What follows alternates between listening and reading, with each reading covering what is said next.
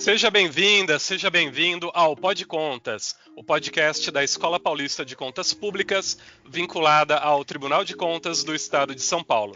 Eu sou Patrick Rafael Comparoni, servidor da escola, estou com meu amigo Leandro Dalolio, coordenador do Observatório do Futuro, e hoje nós apresentamos o primeiro de alguns episódios que teremos nessa temporada, contando a história do nosso Tribunal de Contas.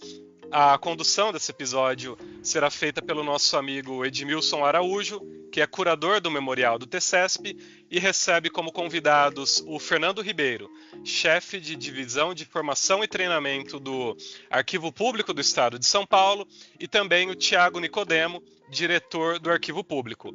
Leandro, eu acho que podcast e história combinam muito bem, e o marco centenário de uma instituição de Estado, como o Tribunal de Contas do Estado de São Paulo, é motivo de celebração de toda a sociedade paulista. E como nós sabemos, não só o TCESP, mas os tribunais de contas ganharam atribuições com a Constituição Federal de 1988 e nas últimas décadas passaram a ter um foco maior na efetividade da aplicação do dinheiro público, e eu entendo que o fortalecimento das instituições e a consolidação de uma instituição centenária em constante evolução é um exemplo desse fortalecimento, é crucial para cumprir a missão tão relevante que os tribunais de contas têm, com vistas ao bom e efetivo uso do dinheiro público em benefício da população. Tem um ODS que tem muito a ver com isso, não é, Leandro? Exatamente, Patrick. Eu cumprimento a você, cumprimento a Edmilson, ao Fernando e ao Tiago. E os ODS têm absolutamente tudo a ver com os tribunais de contas, com o nosso Tribunal de Contas, porque ajudamos a estabelecer uma governança, um planejamento para que a Agenda 2030 ela possa ser de fato implementada por toda a administração pública. E um ODS especial que trata desse assunto é o ODS de número 16, que trata de paz, justiça e instituições eficazes, justamente com o objetivo de promover sociedades pacíficas e inclusivas para o desenvolvimento sustentável, promover o acesso à justiça para todas e todos e construir instituições eficazes, responsáveis e inclusivas em todos os níveis. E o nosso Tribunal de Contas do Estado de São Paulo, ele justamente tem esse grande objetivo.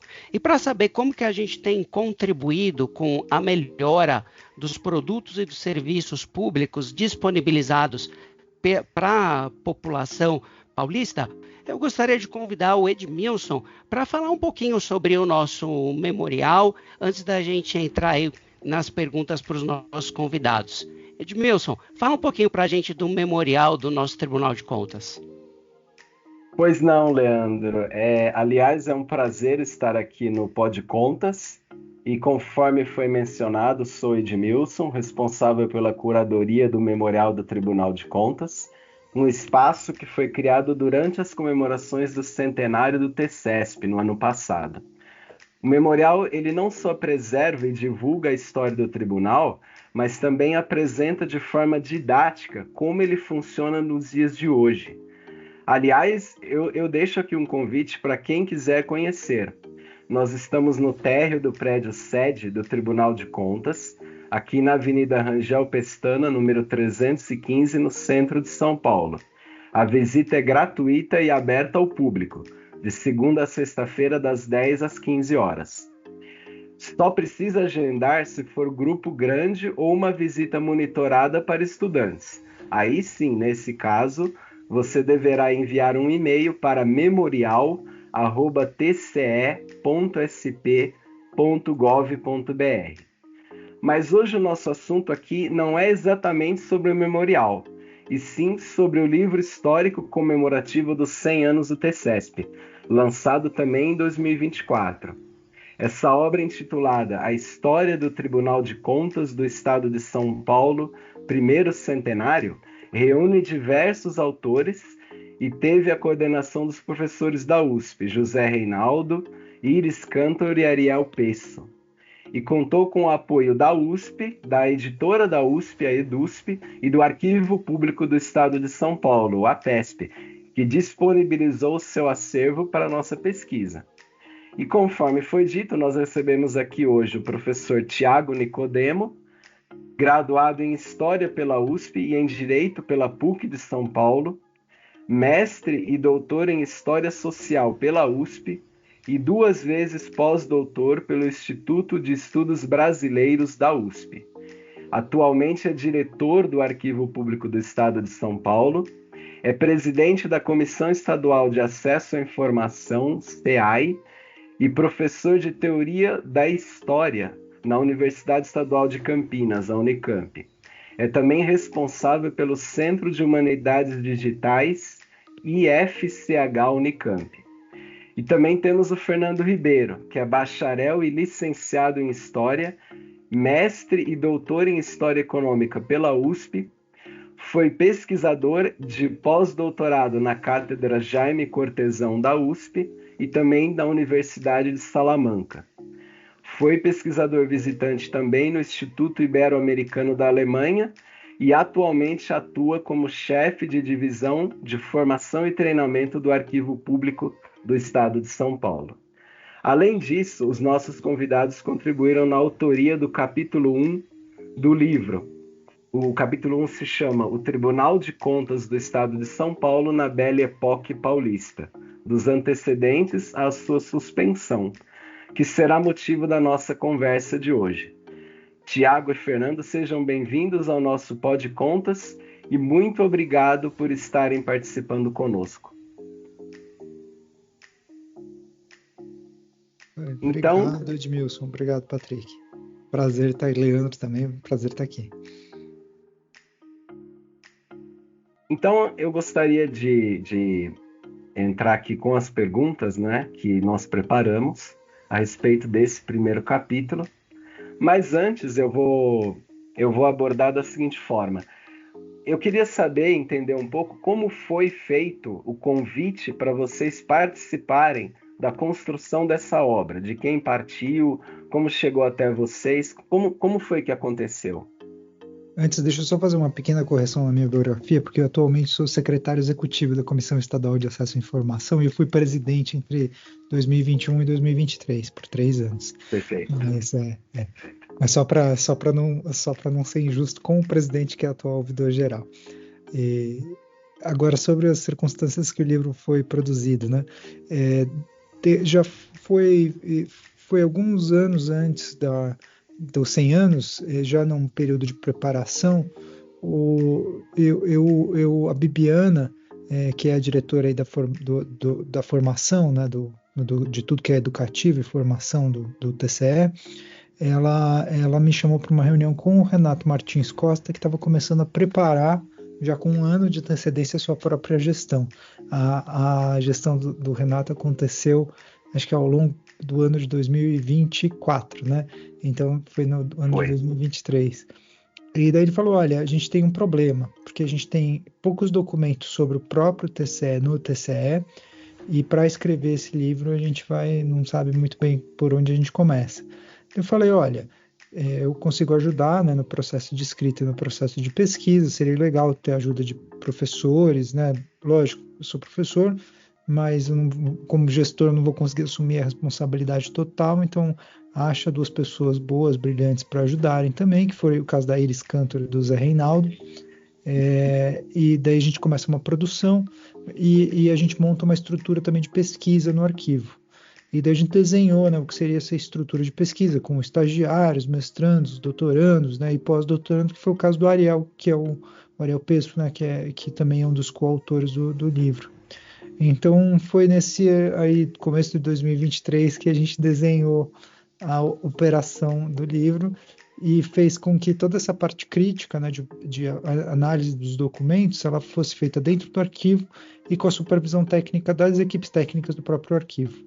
Isso permitiu que a gente encontrasse muita coisa e pudesse contar a história do TCE que está sendo apresentada aqui.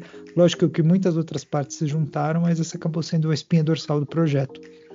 Fernando gostaria de falar alguma coisa sobre? Eu acho que só um ponto a acrescentar que é bem interessante desse processo de pesquisa foi a própria atuação do estagiário. Nós tivemos uma equipe de estagiários junto com os residentes, que foram os responsáveis pela redação dos capítulos, esses estagiários fizeram todo o levantamento de documentos, toda a parte. E o interessante é que foi uma pesquisa, como o próprio Tiago disse no início, a gente não sabia exatamente como começar.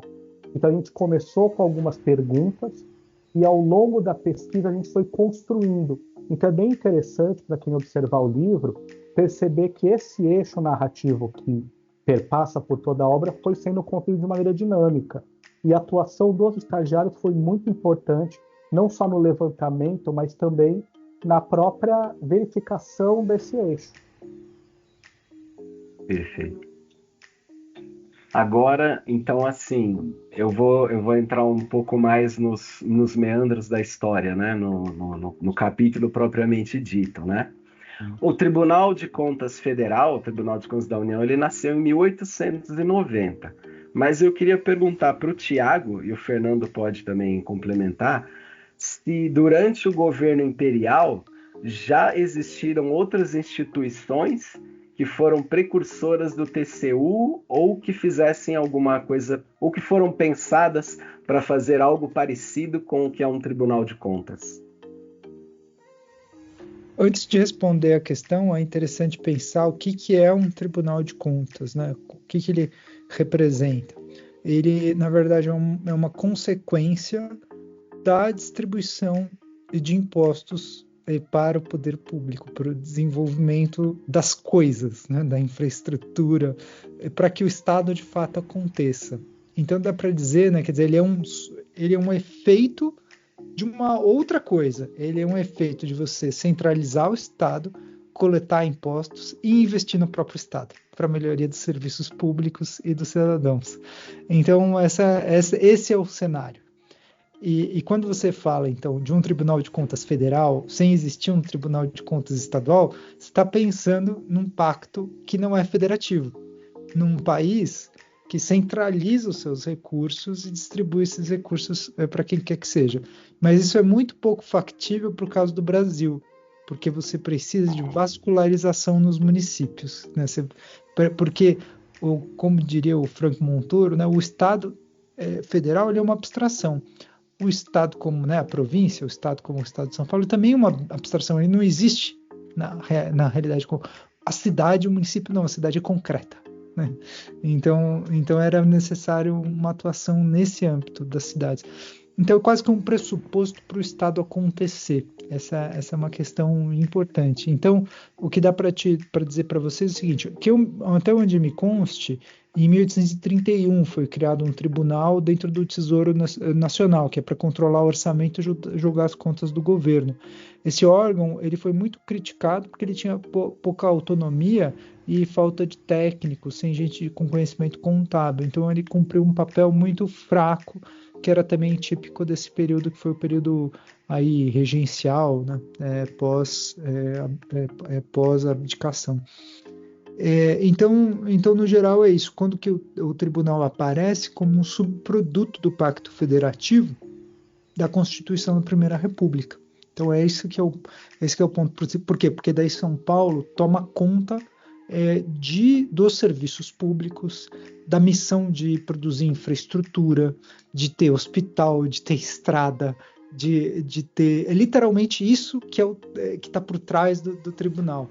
É um Estado falar assim, bom, a gente tem o dinheiro do café, a gente agora com a Constituição tem essa prerrogativa, então o serviço de saúde vai acontecer aqui, a estrada vai acontecer aqui, a escola vai acontecer aqui, a imigração vai acontecer aqui, a ferrovia vai acontecer aqui, e daí a gente também precisa desenvolver os municípios e se conectar esses municípios. E logo em seguida que você começa a fazer isso, você vai ter que cobrar para ver o que eles estão fazendo. E para isso você precisa de um órgão com mínimo de vascularização, com esse tipo de inteligência. É isso que representa esse significado, ele não mudou desde que o tribunal foi pensado.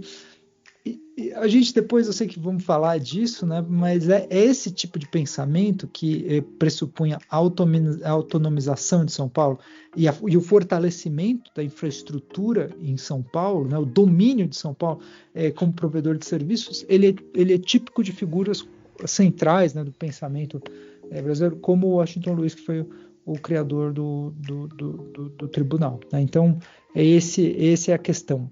Qual vai ser o papel do Estado de São Paulo ao distribuir os seus recursos para a criação do quê? E acho interessante, Edmilson, se me permite, a pensar também o período do Império como esse período de construção do Estado Nacional. Então, desde a Constituição de 1824, aconteceram diversos debates sobre a necessidade do controle externo, ou do controle, mesmo sendo o controle interno através do Tribunal, o Tribunal Tesouro Público. E a gente verifica que até 1890, com a criação do Tribunal de Contas Federal, o Tribunal de Contas Nacional, a gente tem diversos debates. E esses debates também passam, como o Thiago pontuou, na questão do federalismo, com a questão do Estado de São Paulo e das novas prerrogativas. E um ponto também que é interessante é pensar esse debate não só dentro do país. A gente tem o Tribunal de Contas de Portugal, que é de 1849, foi também um dos grandes inspiradores para o modelo não só do TCU, mas também para debater o próprio estabelecimento do Tribunal de Contas do Estado de São Paulo. De qualquer jeito, só se vocês me permitirem um adendo, né? A questão é muito permeada pelo debate do Pacto Federativo até hoje. Não sei se vocês chegaram a acompanhar o debate, né, do ministro Haddad querendo mudar, né, a distribuição dos impostos entre governo federal e estados, né? Isso, consequentemente, diminuiria não só o papel do Tribunal de Contas para fiscalizar, porque tudo quase que seria federalizado, mas também a distribuição dos recursos. Quer dizer, o tribunal é sempre um efeito de uma outra coisa, e esta outra coisa é a presença do Estado. E também, então, é um debate muito atual. Mas, ao mesmo tempo, ele é um debate que corresponde à base da base da base da construção do Estado. Por quê? Porque no município, quando que você acha, né? Você imagina o seguinte, volta lá para o século XVIII, para o século XIX. Quando que o Estado se fez presente num lugar desse? Tem muitos lugares, o Estado só se fez presente no século XX. Na construção de uma escola, na construção de um hospital, na construção de uma estrada. Pode ter demorado até a década de 50, de 60, para que isso se tornasse claro para um cidadão. Então, o Tribunal de Contas ele tem essa grata identidade com esse processo, que é o processo pelo qual o Estado é percebido pelas pessoas como uma coisa que promove algo de bom. Então, eu vou aproveitar que o Thiago tocou no assunto do ex-presidente Washington Luiz. Eu vou fazer a seguinte pergunta, né? Eu coloquei aqui para, de repente, o Fernando poder comentar, que é o seguinte. Eu queria saber, durante a pesquisa, que vocês perceberam, em linhas gerais, qual foi a contribuição efetiva do presidente Washington Luiz para a instituição do TCESP? E, além disso, se outros personagens, como eu coloquei aqui exemplos, né? Júlio Prestes, o deputado Martins Fontes Júnior e Jorge Tibiriçá, que foi o primeiro presidente, se estes outros personagens têm uma contribuição mais efetiva ou mais importante, ou o que vocês perceberam? Acho que o papel do Washington Luiz tem o destaque de ser o patrono, de ser o responsável pela Lei 1961, de 29 de dezembro de 23, instituiu o tribunal, mas o tribunal foi instalado em 24, por isso que o centenário foi comemorado em 2024, não em 2023. Mas eu acredito que o papel principal do Washington Luiz foi pegar todo esse debate que estava sendo discutido sobre a necessidade de um tribunal, que vem, como a gente mencionou anteriormente, desde o Império, desde 1891, mais presente no estado de São Paulo, e ele consegue efetivar isso como política pública. E aí, entrando até no que o Edmilson mencionou dos outros personagens, o deputado Martins Fontes Júnior foi um dos grandes defensores da fiscalização a posteriori, a priori e a posteriori. E o Reinaldo Porchat, que era outro grande intelectual, já era contrário a existência do tribunal, ele não via a necessidade nesses termos. E o Reinaldo Porchat vai ser o fundador do Partido Democrático, que é o partido que, em 1930, promove a extinção do tribunal. Então a gente verifica que os debates não só começaram no Império, como eles perpassam toda a vida do tribunal, até 30. Então não existe, foi implantado e consolidado com o Tibiriçá, com as próprias normativas, o próprio regimento interno, que é a grande contribuição do Tibiriçá, mas o debate continua. E em 30, a extinção é consequência desse debate. Aí o grupo do Partido Democrático assume o poder e aí tem justamente a interrupção do tribunal nesse período. Então a gente percebe que é um debate muito dinâmico. Então não teve uma implantação e uma vida tranquila. Então a gente coloca o período de 24 a 30, um período muito turbulento. E turbulento por conta dos debates. E aí na pesquisa, a gente tem poucos documentos que mencionam, a gente tem documentos mais fiscais mesmo, os relatórios, mas na imprensa a gente consegue acompanhar todos esses debates de maneira muito rica, tanto de 24 a 30 até posteriormente a 30. Agora, voltando um pouco no tempo, se vocês me permitirem, o que está por trás desse reforço, né, desse pensamento que São Paulo deveria estar na frente, né, utilizar esses recursos que estavam entrando para desenvolver a província com autonomia, é o Partido Republicano Paulista, é o PRP. Então é um grupo que vem desde a década de 1870 ganhando muita força.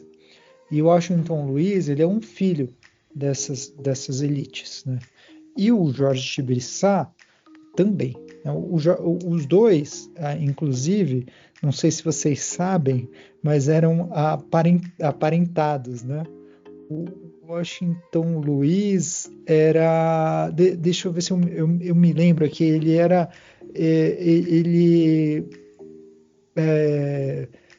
deixa eu só me lembrar. Ele era tio o Jorge Tibiriçá era tio da esposa. Da esposa do Washington Luiz. Eu acho que é isso mesmo.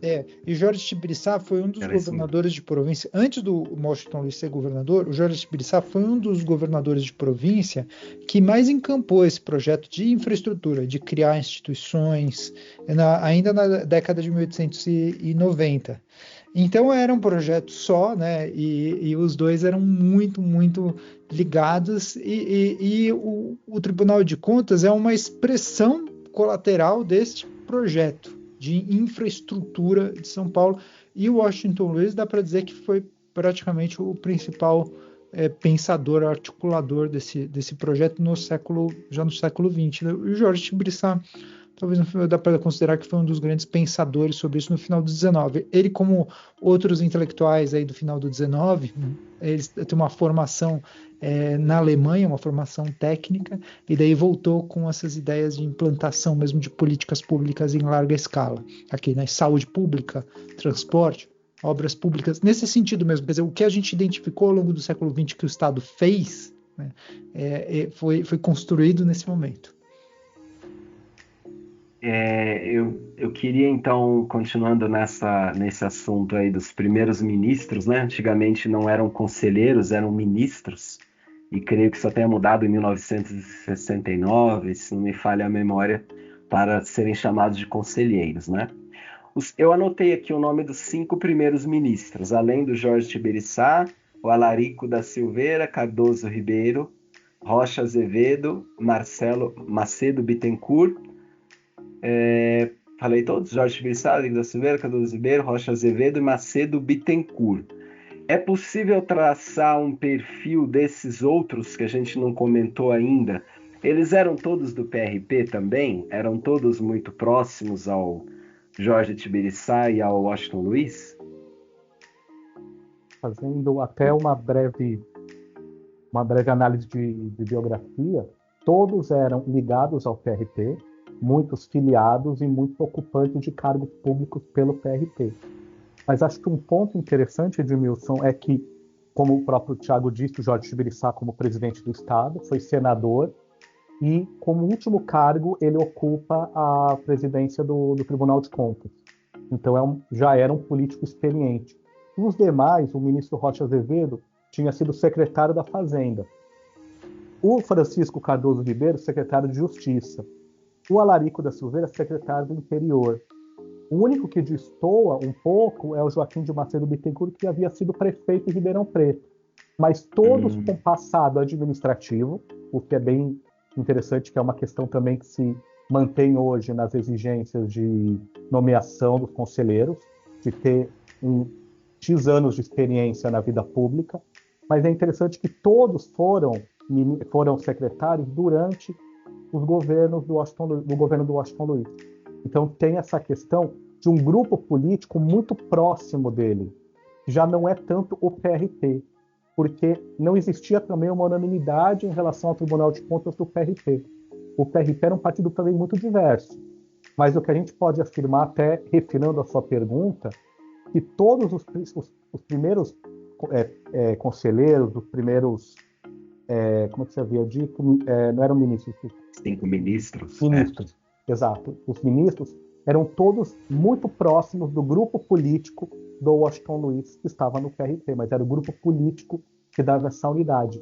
E essa ligação foi também utilizada como munição pelos oponentes do Washington Luiz para falar que era um tribunal para dar emprego, para apadrinhar pessoas próximas que não estavam com cargos públicos. Foi até o caso do Joaquim de Macedo Bittencourt. Então tinha também essa construção um pouco crítica em relação a esse grupo político mais coeso em volta do Washington Luiz. Perfeito. Então já é mais ou menos dentro do mesmo assunto, eu vou repetir para vocês a pergunta que mais me fizeram até hoje no memorial. Quando as pessoas ficam sabendo que o Tribunal de Contas foi extinto em 1930 e foi reaberto somente em janeiro de 1947, as pessoas já perguntam: mas por que fechou? É por causa da Revolução de 30? Foi por causa do Vargas? Alguns falam assim, foi por causa do Estado Novo? Aí é pior, porque o Estado Novo é só em 37, então não tem a ver exatamente com o Estado Novo. Mas qual seria exatamente as causas que levaram à extinção do tribunal? Acho que o Fernando pode complementar, mas só para continuar a minha linha de raciocínio, né? Então você está falando de uma tendência federalista, de autonomia para as províncias, que começa com a Constituição Republicana lá em 1889, né? E termina com a Revolução de 30, que pelo menos tem uma derrocada, uma interrupção radical com a Revolução de 30. E o que vai preponderar? Vai preponderar uma lógica centralizadora para o Estado. Quer dizer, quem que vai ser nesse pensamento grande, a grande instituição que promove as políticas públicas? É o governo federal. Então assim, fechar o Tribunal de Contas é um subproduto. Também porque o Tribunal de Contas tinha a identidade relacionada, o pedigree relacionado com essas elites paulistas que vinham do PRP. Então também você, né, na medida em que tem uma troca aí de quem está no poder, você vai fazer uma espécie de caças bruxas no outro. E tanto faz sentido a minha tese, que por que o tribunal volta logo que acaba o Estado Novo, né? Então volta quando essa tendência federalista ela sofre uma derrocada. Quando Getúlio Vargas sai do poder, e daí você tem uma rearticulação da elite paulista num projeto mesmo, num novo projeto de Estado, mas que já tem um momento de outros atores, né? Atores industriais, né? Como Matarazzo. Então você tem outro panorama, que é o panorama do pós-Segunda Guerra Mundial, mais uma rearticulação das elites paulistas e de um projeto mais autonomista.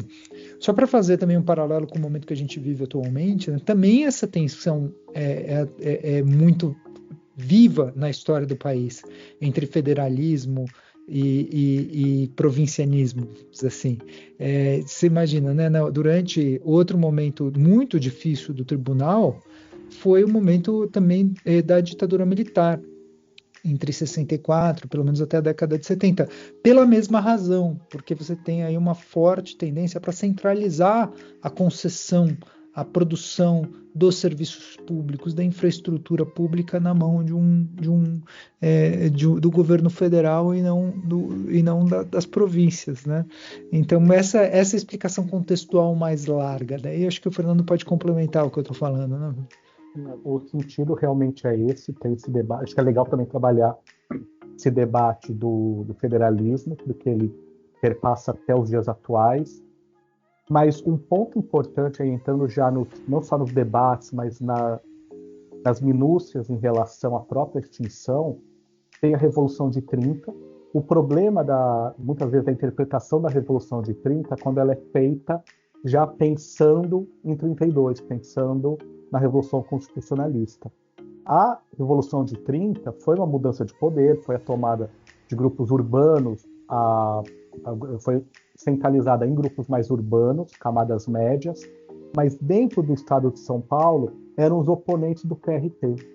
Um fator mais interessante, quem eram esses membros do Partido Democrático? Por exemplo, o próprio Reinaldo Porchat. Eram os filhos dos fazendeiros do PRT. Então não foi uma mudança de grupo político, foi uma mudança de geração. Eram setores mais novos, com uma visão de modernização do Estado. E essa modernização passava por uma questão, por exemplo, de voto secreto, para diminuir o voto, o coronelismo. Então tinha todo um debate em torno disso. E a própria extinção do Tribunal de Contas, ela foi assinada pelo interventor Lins de Barros. É um interventor de fora de São Paulo. Ele assinou no final de 30, na verdade em dezembro de 30, e muitas vezes se associa isso com a visão centralizadora. Mas vendo na imprensa os debates, a elite de São Paulo ligada ao Partido Democrático defendia que o tribunal era um órgão caro e desnecessário. Tanto que na justificativa do decreto de extinção se coloca como uma medida para sanear as finanças, o que é algo até um pouco contraditório. Um órgão que faz a fiscalização do gasto público ser extinto pensando no valor que se gasta no tribunal. E a atribuição da fiscalidade, ela não se encerra, ela é incorporada na Secretaria da Fazenda. E aí entra também o debate de controle interno e de controle externo, que também era um debate que se passava ao longo do Império também. Qual era o melhor modelo? Tinha um controle externo posteriori e a priori, e tinha a ideia do controle interno e do controle externo. Também tem a ver com esse processo de centralização. E só aí, para complementar esse momento da reorganização do tribunal, né? Então, assim, o Getúlio Vargas saiu, então você tem a oportunidade para reorganizar então, os projetos mais provincianos, para rediscutir o federalismo. E daí o interventor federal que foi nomeado foi justamente o Zé Carlos de Macedo Soares, que era uma pessoa profundamente ligada a essa tradição paulista, inclusive tinha participado literalmente como na guerrilha da Revolução de 24. E ele não fez só isso, ele fez muita coisa para retomar aquilo que tinha sido pensado pelo Jorge de Piriçá, pelo Washington Luiz. Para ele tudo era parte de um processo mais longo. Eu acompanhei, né, como pesquisador, outros casos, por exemplo, que é o próprio que eu estudei, escrevi dois livros sobre, que é o Sérgio Buarque de Holanda. Em 46, Zé Carlos Macedo Soares coloca o Sérgio Buarque de Holanda, tira o Sérgio Buarque de Holanda do Rio e coloca o Sérgio Buarque como diretor do Museu Paulista, justamente para reforçar esse projeto aí, quer dizer, todo mundo que era dessa, ainda minimamente identificado com esse projeto autonomista, ou pelo menos esse projeto que tentava colocar São Paulo no centro do processo, acaba tentando se reorganizar em 1946. O Tribunal de 1947, né, o decreto. Isso, exatamente. Então, sobre o que o Fernando e você também comentaram sobre o PRP, que é o Partido Republicano Paulista, e o PD, Partido Democrático, foi, na verdade, os mais jovens, os modernos, entre aspas, eu vou usar um termo aqui um termo mais complicado, mas assim, são os modernos do PRP que resolvem fundar um partido E esse PD que vai apoiar a Revolução de 1930 vai entender que o Partido Republicano Paulista é o atraso. E aí o Tribunal de Contas é uma coisa meio que ligada ao Partido Republicano Paulista. Seria mais ou menos isso?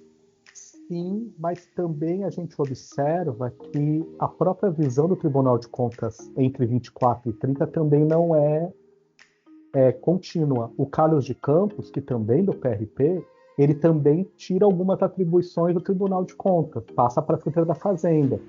Então, o que a gente observa que qual era a principal dificuldade também? Várias pessoas criticavam o Tribunal de Contas, mas era muito difícil criticar o Jorge Tibiriçá, pelo passado dele, pela imagem dele. Então, o falecimento dele foi também um propulsor para as críticas, porque daí depois assume o ministro Rocha Azevedo, se não me engano, como presidente, e aí as críticas crescem, porque criticar o Tibiriçá era criticar o presidente, o homem que estruturou o Estado, o senador, o grande pensador, como o Thiago bem apresentou inicialmente, e o ministro Rocha Azevedo já era uma pessoa um pouco menos louvável nesse passado. Era um ministro mais jovem, não tinha essa trajetória, por isso que ele tinha sido secretário da Fazenda, não era um destaque político. A gente também vê esse debate dentro do PRP. O PRP não é um grupo fechado. Mas é interessante pensar no Partido Democrático, que eles assumiram em 30, apoiaram Vargas, esse grupo urbano, e depois, com as medidas de centralização e que não contemplaram os interesses regionais dessa elite mais urbana, em 32 eles romperam e se juntaram com o PRP e fundaram o Partido Constitucionalista. Então, o debate é interessante. E lembra que eles nasceram em 26 como uma dissidência também do próprio Partido Republicano, que se intitulava Ala Jovem, né? Então é um pouco isso que você tinha descrito, Edmilson, de fato, mas esse antagonismo representa também, né? Na verdade, você tem um partido que nasce para incomodar como uma dissidência jovem, de fato, do Partido Republicano Paulista, mas depois, quando eles veem que a coisa vai centralizar e que daí eles vão perder, né? Porque eles não vão ter mais em São Paulo esse lugar para poder construir políticas públicas, para poder construir um estado federal mais forte, federalista, né? Aí uma província mais forte. Daí eles se arrependem de ter apoiado Getúlio e voltam para esse discurso. Voltam para o outro lado. Que gera 32, exatamente. E 32, né, nesse sentido, porque quem está ouvindo conhece de história, deve estar se perguntando, mas e 32, né? 32 é exatamente esse movimento, né? É um movimento de resistência dessas elites paulistas que, apesar de já dissidentes na década de 20, se juntam de novo quando vem que tem uma ameaça maior que as une, né? Que é a ameaça de um governo centralizador e militarista. E é interessante pensar até no papel do Lins de Barros. O Lins de Barros foi interventor, foi nomeado por Vargas para fazer o governo de São Paulo, e ele é pernambucano. E esse debate as críticas foram colocadas como intervenção, como desrespeito às elites, e para colocar relativizar um pouco essa questão de paulistas versus Vargas, a solução do Vargas, que chama de solução paulista, foi nomear um interventor paulista, que aí é o Laudo de Camargo, meses depois da extinção do tribunal. Então, a gente observa que por alguns dias, o Laudo de Camargo, um paulista, não assinou a extinção do tribunal. Então, isso também questiona a ideia de ser uma intervenção externa. E daí, obviamente, com o interventor paulista e medidas de centralização do Vargas, aí o grupo político do Partido Democrático, em 32, rompe. Mas de 30 a 32, muita coisa aconteceu. No geral é isso, né? Quando você tem uma tendência mais para reforçar a província, o Tribunal de Contas volta a ser importante. Mas tem uma relação também com a democracia, né, que a gente não comentou aqui, né, Edmilson? Quer dizer, o década de 30, década de 40, você teve uma precipitação menos democrática, né, que gerou o Estado Novo. Então, isso explica também porque, quer dizer, um momento muito conturbado no começo da década de 30, mas o Estado Novo explica por que não teve uma reestruturação antes do Tribunal de Contas. Quer dizer, você teve um fortalecimento do Estado centralizador e militar que não tinha nada a ver nem com dar força para a província e nem com estimular o processo democrático. Prestação de contas, né? Exatamente. São então dois lados aí. E daí essa mesma tendência, ela volta durante a ditadura militar. Então você entende, né? Quase que eixos motrizes da história política do Brasil estão por trás disso. Que é justamente essa centralização, e que nos faz pensar o que hoje, para onde que vai esse legado, né? O que isso representa, como é que esses signos históricos eles ajudam a nos entender melhor o que está acontecendo hoje. Pois é, eu lamento porque o tempo aqui nosso é curto e daria para ficarmos conversando aqui por horas sobre esses assuntos, mas não temos a tarde toda ou a noite toda, né? Então eu queria fazer uma última pergunta. Eu queria abrir para vocês dois para fazerem alguns comentários sobre a pesquisa em si e talvez algum assunto que a gente ainda não tenha abordado e que foi importante tanto para a construção do livro todo, quanto para especificamente desse primeiro capítulo que a gente comentou hoje. Eu vou começar, porque eu só queria dizer o seguinte, que o Arquivo Público do Estado de São Paulo foi fundado em 1892, e o Tribunal de Contas é um pouquinho mais para frente, né, no século XX. Mas, de algum jeito, eles são instituições irmãs. Por que eles são irmãs? Porque ambos eles dependem do mesmo subsídio, que é a documentação e a comprovação. Eles dependem que o Estado esteja suficientemente estruturado para que se produzam provas sobre exatamente o que aconteceu. Então, os trabalhos são muito complementares, porque o arquivo garante a preservação e a atuação sistêmica na produção da documentação. O Tribunal de Contas vai depois poder fiscalizar a partir daquilo que foi minimamente organizado. O fundamento do arquivo é esse mesmo fundamento democrático, quer dizer, você tem que guardar as coisas e tem que ter uma ordenança nessa guarda de documentos, justamente para poder prestar contas para a sociedade sobre o que o Estado fez. Então, ele, assim como o tribunal, ele representa um pilar da democracia nesse mesmo lugar, que é o lugar do princípio, onde se erige o princípio da responsabilidade, né? Você precisa responder por aquilo que foi feito. Então, essa que é a parte bonita, né? E desse balé aí entre as duas instituições. E se isso foi verdade em 1900, continua sendo verdade hoje. Então, isso que eu gostaria de compartilhar com vocês aqui é que, historicamente, o arquivo e o tribunal já fazem uma parceria faz tempo. No começo dessa parceria, ela atuou bastante na implementação da Lei de Acesso à Informação, né? Comecei corrigindo aqui que eu fui a autoridade, né, no acesso à informação durante uns anos no Estado, e até hoje continuo como uma figura importante do pilar do sistema, e como secretário executivo da Comissão de Acesso à Informação, e isso é uma posição herdada aqui do arquivo com relação ao Estado, que é poder ter esse papel de garantir a transparência e o acesso para o cidadão. Daí a gente fez Tribunal de Contas e Arquivo, a LAIA de 2011, né? 2011, a lei de 2011, a implantação da lei no começo de 2012, e daí a gente atuou para uniformizar e implantar a lei de acesso à informação nos municípios. Então, esse foi um trabalho bem legal. Depois teve muitas outras coisas, mas esse foi o que gerou um grande avanço para o Estado, porque hoje muitos municípios têm a lei implementada, a média de São Paulo é muito maior do que a média nacional, justamente graças a esse trabalho conjunto entre arquivo e Tribunal de Contas. E hoje, a gente também olha para esse futuro da documentação.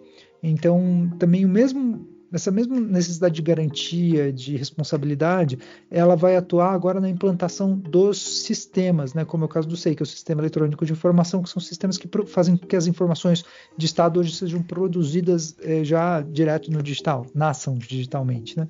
Então esse é o próximo desafio, que a gente trabalhar junto num sistema integrado de prestação de contas, de produção de documentação e de acesso à informação, e de que esse sistema ele também contemple os municípios. Então, o que a gente está fazendo é a mesma coisa que historicamente foi feita, né? Que é fazendo com que o Estado seja presente, que a transparência possa vingar. Basicamente, essa curiosidade que eu tenho para contar para vocês é que esses significados históricos continuam fundamentais para a gente orientar a nossa atuação colaborativa hoje, e vai gerar um resultado muito legal. Foi uma excelente síntese, acho que foi até uma síntese da própria trajetória, tanto do arquivo quanto do tribunal. Em relação à pesquisa, Edmilson, acho que tem um ponto que acho que foi o principal desafio nesse primeiro capítulo. Quando a gente recebeu a divisão dos capítulos, foi feito por ordem cronológica, a gente tinha imaginado inicialmente que a gente ia trabalhar de 1920, obviamente os antecedentes, mas de 1924 até 30. E daí a nossa surpresa é que ao longo da elaboração foi designado para nós trabalharmos até a reestruturação do tribunal em 47. E a dúvida era como que a gente vai trabalhar um período tão longo de não tribunal. E aí foi justamente a questão, como a gente vai trabalhar o silêncio, como a gente vai trabalhar a ausência. Isso em discussão, principalmente com os estagiários que estavam fazendo o levantamento da documentação, fazendo essa sistematização, teve a opção de trabalhar com as fontes de jornais. E aí que a gente pegou o debate e viu o debate de maneira muito rica. E a gente retrocedeu. A gente não estava trabalhando tanto os debates no início. E daí a gente falou, vamos ver como era o debate nos anos 20, como era o debate nos anos 10. E a gente viu um potencial gigantesco de debate. E os debates políticos eram feitos, obviamente, no legislativo, tem as sessões, tem todos os debates, mas eles eram reverberados na imprensa. A gente viu, primeiro, que não era um consenso, que não era um projeto único do PRP, e a gente viu o PRP como um grupo muito diverso, que muitas vezes na historiografia não tão especializada trabalha o PRP como um bloco, então tem várias tendências, e esse debate também do Partido Democrático, que vai ser fundamental também para pós-47, que é o mesmo grupo. É o mesmo grupo que depois se une na oposição ao Vargas. Então, na verdade, quando a gente está falando de Partido Democrático, de PRP, a gente está falando mais de processo geracional. Então é um grupo mais urbano, mas é um grupo mais jovem. E depois, em 47, já é o grupo mais velho. Daí ele não representa o interesse dos industriais, que aí são mais novos. Então a gente também percebe que dentro da elite de São Paulo, então tem uma mudança de sobrenomes, tem uma mudança de geração e de projeto. E o tribunal fica dentro desse contexto. Eu acho que isso que é o ponto mais interessante, assim, de fazer a gente pensar algo que não era tão problematizado. E uma outra questão que a gente sempre coloca, o livro ele não encerra os debates sobre o tribunal. Ele levanta inúmeros temas de pesquisa. Esse é um tema de pesquisa. Redes familiares e redes políticas. Outro tema. A própria biografia dos ministros. Quais eram as relações pessoais, familiares, políticas e regionais? Porque muitos vieram de articulação do interior também. Era um projeto regional, um projeto político de controle territorial do Estado? Também, mas isso merece um aprofundamento.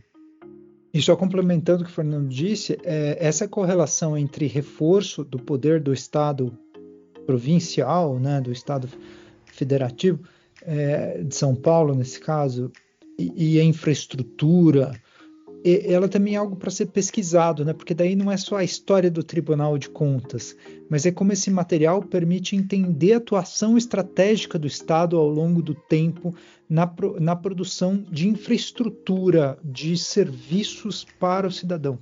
Eu acho que esse é um problema de pesquisa também muito legal e que a gente vai encontrar muito material. Quer dizer, essa coincidência entre a presença do tribunal, isso dá para ver muito claramente na linha de força do livro, que o livro ele acompanha os momentos em que o Estado de São Paulo, ele encampou de forma mais incisiva a missão de promover infraestrutura. E daí que o tribunal passou a ter a sua atuação mais privilegiada e mais reforçada. Então, não é só a história do tribunal enquanto uma instituição, mas também a história que está por trás disso, que é como é que então são essas levas de infraestruturais mesmo, né, de projeto de Estado dentro do Estado de São Paulo. Muito bom, pessoal. De minha parte, eu fiquei muito honrado de ter participado hoje do Pod Contas. E agradeço novamente ao Fernando e ao Tiago por terem disponibilizado os tempos de vocês para participarem. E eu acho que de minha parte é isso. Não sei se o Patrick faz. Eu agradeço muito a participação dos nossos convidados, o Tiago e o Fernando, por compartilharem um pouco de história aqui com a nossa audiência hoje, ao Edmilson também por trazer esse tema para o Pod Contas, e nós aguardamos o retorno dele ansiosamente para continuar, para prosseguir contando a história, né, do TCESP. E a nossa audiência também agradeço muito e peço que continue acompanhando o Pod Contas. Até a próxima.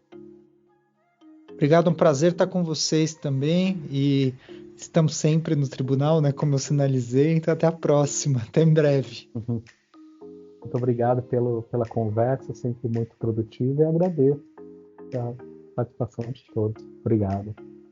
Até. Valeu, até a próxima. Isso aí, pessoal.